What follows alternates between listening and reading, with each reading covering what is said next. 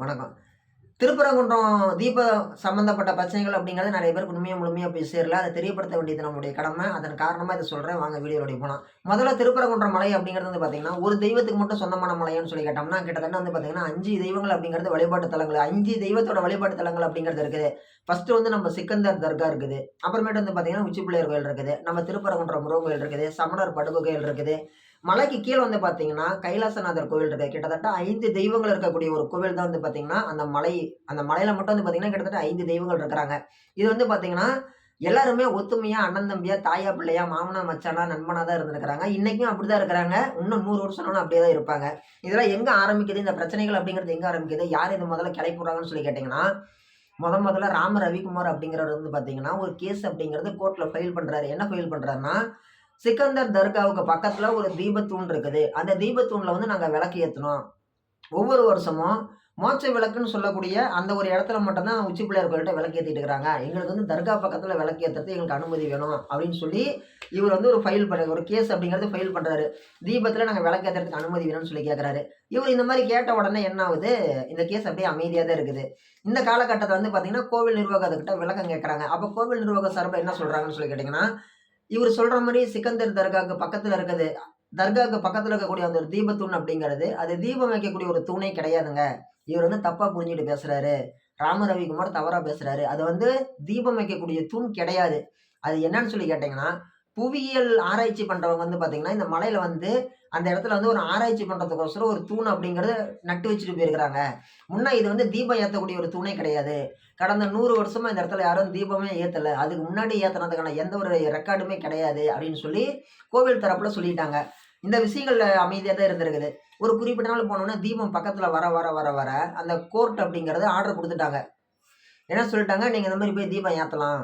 2 இடத்துல வந்து ஏத்தணும்" அப்படின்னு சொல்லி கேட்டிருந்தீங்க இல்லையா? 2ல ஏதோ ஒரு இடத்துல ஏத்தலாம், ஒரு இடத்துல ஏத்தாம கூட விடலாம். என்ன அந்த 2 இடம்? ஒரு இடம் வந்து தர்கா பக்கத்துல. இன்னொரு இடம் வந்து பார்த்தீங்கன்னா, உச்சி பிள்ளையார் கோயில்ல. 2 இடத்துல ஏதோ ஒரு இடத்துல ஏத்துங்க, ஒரு இடத்துல ஏத்தாம கூட விட்டுருங்க. உங்க விருப்பம் தான். அப்படின்ற மாரி கோர்ட் சொல்லிட்டாங்க. ஓகே. இவரு என்ன பண்றாரு, தீபம் ஏத்த போறாரு. தீபம் ஏத்த போகும்போது கீழ காவல்துறை என்ன சொல்றாங்க, மலைய சுத்திலுமே 144 ஆக்ட் 144 தடை உத்தரவு போடப்பட்டிருக்குது. நீங்க பொறுமையா கீழயே வெயிட் பண்ணுங்க.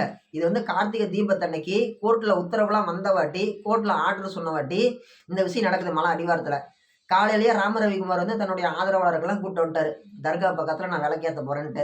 அந்த காலகட்டத்துல அந்த விஷயம் நடக்கும்போது பக்கத்துல இருக்கிறவங்கள காவல்துறை என்ன சொல்றாங்க, மலை மேல 144 ஆக்ட் 144 தடை உத்தரவு போட்டிருக்குது. பொறுமையா இருங்க. இன்னைக்கு வந்து மலை மேல 2 இடத்துல விளக்கேத்துறாங்க. ஒண்ணு வந்து உச்சி பிள்ளையார் கோயில்ட்ட. இன்னொன்னு நீங்க ஆசைப்பட்ட மாரியே தர்கா பக்கத்துல விளக்கேத்திரலாம். பொறுமையா இருங்கன்னு இருக்கிறாங்க. இவங்களும் கம்முனு இருந்திருக்கிறாங்க. ஆ ஒரு 11 மணிக்கு வந்தவங்க ஒரு 2 மணிக்கு போய் கேட்டிருக்கிறாங்க. உடனே போலீஸ் என்ன இருக்காங்க, இருங்க ஏங்க அவசரப்படுறீங்க? அங்க மேல அந்த தீபத்துக்கு ரெடி பண்ணிட்டு இருக்காங்க. உங்களுக்கு தேவையான விஷயத்த நீங்க இங்கேயே ரெடி பண்ணி வச்சுருங்க. கொண்டு போய் வச்சு உடனே விளக்கேத்துற மாரி பண்ணிக்கோங்கன்ற மாரி சொல்லிட்டாங்க. இவங்களும் கீழயெல்லாம் டின்னு கின்னுலாம் எடுத்து ரெடி பண்ணி ரெடியா இருந்திருக்கிறாங்க. அதுக்கப்புறமேட்டு சாயங்காலம் 4 மணிக்கு மேல தான் ராம ரவிக்குமாருக்கு தெரிஞ்சிருக்குது. நம்மள இவங்க மலை ஏற விடமாட்டாங்க. நம்மள வந்து வெயிட் பண்ணுன்னு சொல்லி நம்மள ஏமாத்தி விட்டாங்க. கோர்ட்டோட ஆர்டர இவங்க மதிக்கல அப்படின்னு சொல்லி இவரு வந்து என்ன பண்றாரு, அப்பதான் இவருக்கு தெரிய வருது. உடனே கேஸ் போட்ட ராம ரவிக்குமார் என்ன பண்றாரு, மளமளன்னு உடனே கோர்ட்ல கேஸ் போடுறாரு. இவரு போட்ட உடனே கேஸ் என்ன பண்ணப்பட்டிருக்கிறது, கோர்ட்ல என்ன பண்றாங்க, உடனே அவசர வழக்கா எடுத்து விசாரிக்கிறாங்க. ஏற்கனவே இவங்க என்ன குடுத்திருக்காருன்னு சொல்லி கேட்டீங்கன்னா, ராம ரவிக்குமார் நீதிமன்ற அவமதிப்பு வழக்கு அப்படிங்கிறது யார் யார் மேல போட்டிருக்கிறாரு? மதுரை மாவட்ட கலெக்டர் மேலயும், மதுரை மாவட்ட ஐபிஎஸ் அதிகாரி மேலயும், அதே மாரி இந்து அறநிலைத்துறை அதிகாரி திருப்பரங்குன்றம் கோயில்ல யார் இருக்கிறாரோ கோவில் செயலாளர் அவரு பேர்லயும், அங்க இருக்கக்கூடிய பூசாரிகள் மேலயும் இவரு வந்து புகார் குடுத்திருக்கிறாரு. என்ன குடுத்திருக்கிறாரு? நீதிமன்ற அவமதிப்பு வழக்கு. கோர்ட்ல இந்த மாரி ஆர்டர் குடுத்துட்டாங்க விலக்கேத்துறதுக்கு. இவங்க ஏத்த விட மாட்டேங்கிறாங்க. இது எந்த விதத்துல நியாயம்? இது எந்த விதத்துல அடுக்கும்? இது யாருக்கு இது இந்த மாரி நடக்கும்? ஆனா இந்த மாரி இந்துக்களுக்கு மட்டும் நடக்குது அப்படின்னு சொல்லிட்டு. இவரு இந்த மாரி சொன்ன உடனே கோர்ட்ல என்ன பண்றாங்க, நீங்க தீபம் இன்னைக்கு ஏத்த முடியலைன்னா உட்டுருங்க. நாளைக்கு வந்து நீங்க போய் தீபம் ஏத்துங்க. எப்படி? இன்னைக்கு நீங்க தீபம் ஏத்தலைன்னா உட்டுருங்க. பரவால்ல தீபத்தன்னைக்கு விட்டுருங்க. முடிஞ்சு போயிருச்சு. இதுக்கு மேல ஏத்த முடியாது. நீங்க நாளை காலையில அடுத்த நாள் சாயங்காலம் 7 மணிக்கோட போய் தீபம் ஏத்திருங்க. தீபத்தன்னைக்கு ஏத்தலனாலும் பரவாயில்லன்னு சொல்லிட்டு கோர்ட் உத்தரவு குடுத்துட்டு, கூட வந்து இந்திய துணை ராணுவத்த சேர்ந்தவங்க வந்து உங்களுக்கு பாதுகாப்புக்கு வருவாங்க. நீங்க போய் நாளைக்கு தீபம் ஏத்துங்கன்னு சொல்லி அனுப்பி விட்டுர்றாங்க கோர்ட்ல இருந்து. ராம ரவிக்குமார் வந்தவரு சந்தோஷமா வராரு. நாளைக்கு தீபம் ஏத்திருவேன் அப்படின்னு சொல்லிட்டு. அடுத்த நாளும் வந்து பார்த்தீங்கன்னா, தீபம் ஏத்த போறேன்னு சொல்லும் பொழுது, ராணுவத்தை சேர்ந்தவங்களே வந்தாலும், இவங்கள உள்ள மலை ஏற உடல. 144 தடை உத்தரவு போடப்பட்டிருக்கிறது. நீங்க போவாதீங்கன்ட்டு. இந்த டைம்ல வந்து பார்த்தீங்கன்னா, அப்போதைய இந்த விஷயம் நடந்துட்டு இருக்கும் பொழுது, பாரதிய ஜனதா கட்சியை சேர்ந்த திரு ஹச். ராஜா அவர்கள் உள்ளாடி வராரு. அவர் உள்ளாடி வரும்பொழுது காவல்துறை அவர்களால் தடுத்து நிறுத்தப்படுகிறார். பாரதிய ஜனதா கட்சியினுடைய மாநில தலைவர் நயினார் நாகேந்திரன் அண்ணா அவர் உள்ளாடி வராரு. அவர் உள்ளாடி வரும்பொழுதும் போராட்டம்லாம் பண்றாங்க. ஆனாலும் தமிழக காவல்துறையை மீறி அவங்களால போய் மேல விளக்கேத்த முடியல. ஓகே. இதுக்கு அப்புறமேட்டு என்ன ஆகுது, அவங்கலாம் அப்படியே கலைஞ்சு போயிடுறாங்க. கலைஞ்சு போன வாட்டி இந்த விஷயம் அப்படிங்கிறது ஒரு வாரத்துக்கு மேலேயே பரபரப்பாவே தான் இருந்துச்சு. இது வந்து நடந்துட்டு இருந்த காலகட்டம். மறுபடியும் இவர் போய் கோர்ட்ல கேஸ் போடுறாரு. சுப்ரீம் கோர்ட்ல போய் போடுறாரு. சுப்ரீம் கோர்ட் என்ன பண்றாங்க, இவங்க தீபம் ஏத்தும்போது யாரும் தடுக்கக்கூடாது. மாநில காவல்துறைக்கு அங்க என்ன வேலை? அந்த மாரி தடுக்காதீங்கன்னு சொல்லிட்டு அவைங்க ஒரு உத்தரவு அப்படிங்கிறது குடுத்துட்டாங்க. இது வந்து ஓகே. இப்ப ஒரு முக்கியமான விஷயம் என்னன்னு சொல்லி கேட்டோம்னா, இவ்வளோ பேர் வந்து எல்லாம் அண்ணன் தம்பியா இருக்கக்கூடிய இடத்துல, நம்ம இஸ்லாம் நண்பர்களும் நாமளும் அண்ணன் தம்பியா, மாமன் மச்சானா, ஃப்ரெண்டா, ரொம்ப க்ளோஸ் ஃப்ரெண்டா பழகிட்டு இருக்கிறோம். எல்லாருமே நல்லபடியா தான் இருக்கிறோம். இன்னைக்கு வந்து இத்தன நாளா இல்லாத ஒரு விஷயத்த தர்கா பக்கத்துல போய் விளக்கேத்துன்னு சொன்னா அது எந்த விதத்துல நியாயம்? அவங்க மனச புண்படுத்துற மாரி தானே இருக்குது. ஏற்கனவே வந்து பார்த்தோம்னா, சிக்கந்தர் தர்கா திருப்பரங்குன்றம் மலையில வந்து பார்த்தீங்கன்னா, அசைவ உணவு அப்படிங்கிறது விருந்து ஒரு காலகட்டத்தில குடுத்துருக்காங்க. அங்க போய் சாப்பிட்டது யாரு? மலை மேல மலை கீழ இருக்கக்கூடிய நம்ம மக்கள் தான் போய் சாப்பிட்டுருக்காங்க விருந்து. அப்படி சாப்பிட்டுருக்கும் பொழுது, அதுக்கு ஒரு ஒரு விவாதம் அப்படிங்கிறது எடுத்து முன் வச்சாங்க. இந்த மாரி இந்த மலை வந்து முருகன் அறுபடை வீடுல ஒரு மலை. இந்த மலை மேல இருக்கக்கூடிய சிக்கந்தர் தர்கா நம்மலாம் அண்ணன் தம்பியா பழகுறோம். அப்படி இருக்கும் பொழுது நீங்க அசைவ உணவு சமைக்கிறீங்க. எங்களுடைய முருகனும், சிவனும், விநாயகரும் சைவ கடவுள். நீங்க ஏன் இந்த மாரி பண்றீங்கன்னு கேட்கவும், அவங்க நண்பர்கள் என்ன பண்ணிட்டாங்க, நம்ப இஸ்லாம் அண்ணன்கள் என்ன பண்ணிட்டாங்க, அண்ணன் தம்பிங்க என்ன சொன்னாங்க, ஓகே. உங்க மனசு புண்படுது. உங்களுக்கு மனசு வருத்தமா இருக்குதுன்னா, நாங்க எங்க தர்காவுல அசைவ உணவு, அசைவ விருந்து அப்படிங்கிறத நாங்க விட்டுர்றோம். சைவ சாப்பாடு மட்டும் குடுக்குறோம் அப்படின்னு சொல்லிட்டு, நம்மளுக்கோசரம் அவங்க வந்து விட்டு குடுத்தாங்க. அவங்க வந்து எதிர்ப்பு தெரிவிக்கல. என்ன சொன்னாங்க, உங்க மனசு கஷ்டப்படுதுன்னா, அந்த தப்பு நான் இனிமே பண்ணல. அது தப்பே கிடையாது. ஏன்னா செய்யும்போது சாப்பிட்டது நீங்களும் தான் வந்து சாப்பிட்டீங்க. இது வந்து எங்க மரபு. இத்தன நாளா அந்த பிரச்சனை இல்ல. உங்களுக்கு இது மனசு கஷ்டமா இருக்குது, உங்களுக்கு வருத்தமா இருக்குன்னா, அத வந்து நான் விட்டுறலாம். சைவ சாப்பாடு மட்டும் செஞ்சு போறோம் அப்படின்னு சொல்லிட்டு அவைங்க வந்து ஒரு பெருந்தன்மையோட நடந்துக்கிட்டாங்க. நம்ம இஸ்லாம் நண்பர்கள். ஓகே. இது வந்து ஓகே. நல்ல விதமா நடந்துருச்சு. இப்ப மறுபடியும் போய் அந்த இடத்துல வந்து, ஏன் அங்கேயே தான் போய் விளக்கு ஏத்தணுமா? வருஷம் வருஷம் ஏத்துற இடத்துல போய் ஏத்துனா நடக்காதா? நாம நெனச்சுட்டு வரோம். இது வந்து பார்த்தீங்கன்னா, உணர்வு பூர்வமான விஷயம் அப்படின்னு சொல்லிட்டு. ஆமா, உணர்வுபூர்வமான விஷயம் தான்.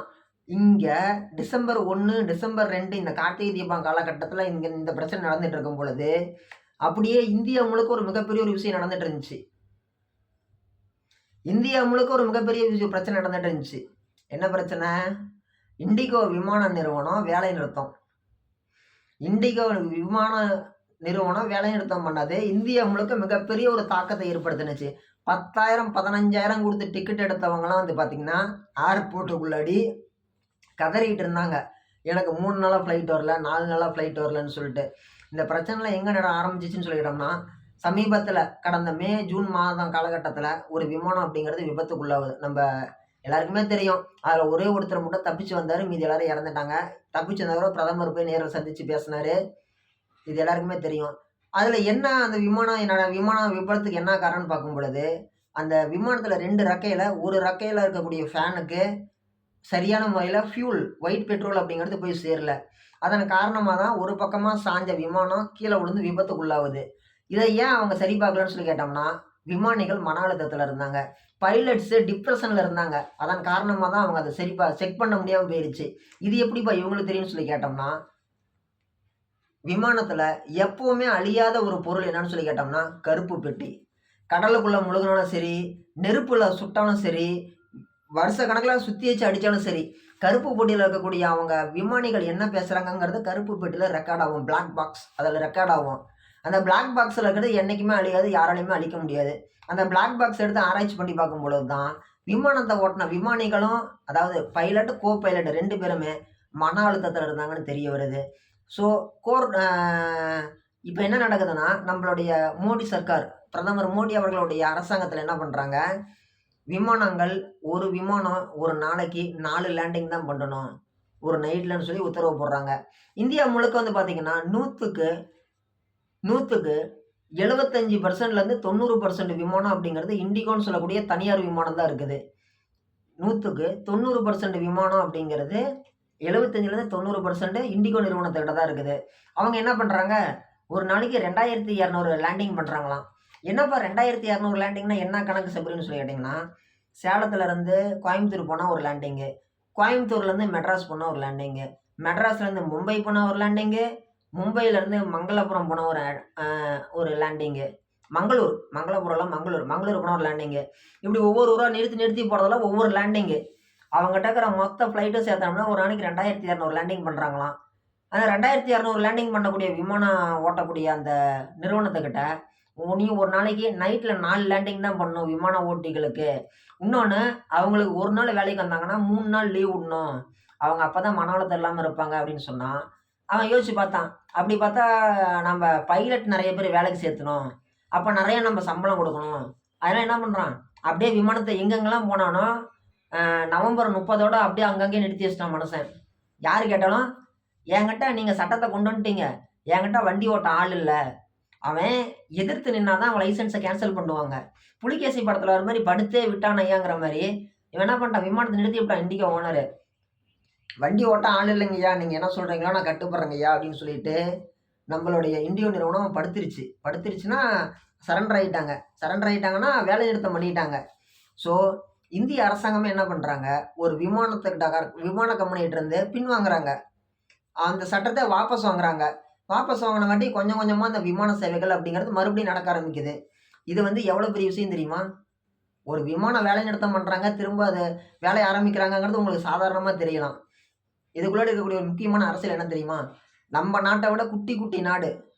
ஸ்ரீலங்கா, சிங்கப்பூரு, நம்ம தாய்லாந்து, இவங்கலாம் அரசாங்கத்துக்குன்னு சொந்தமா ஏர்வேஸ் வச்சிருக்கிறாங்க.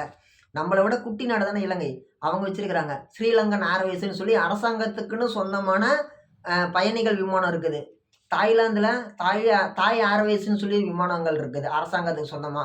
ஆனா நம்ம இந்தியா வந்து கிட்டத்தட்ட 140 கோடி மக்கள் தொகை இருக்கக்கூடிய நிறுவனம். ஒரு நாடு 140 கோடி மக்கள் இருக்கக்கூடிய ஒரு நாடு, விமான சேவைய தனியார்கிட்ட ஒப்படைச்சுட்டாங்க.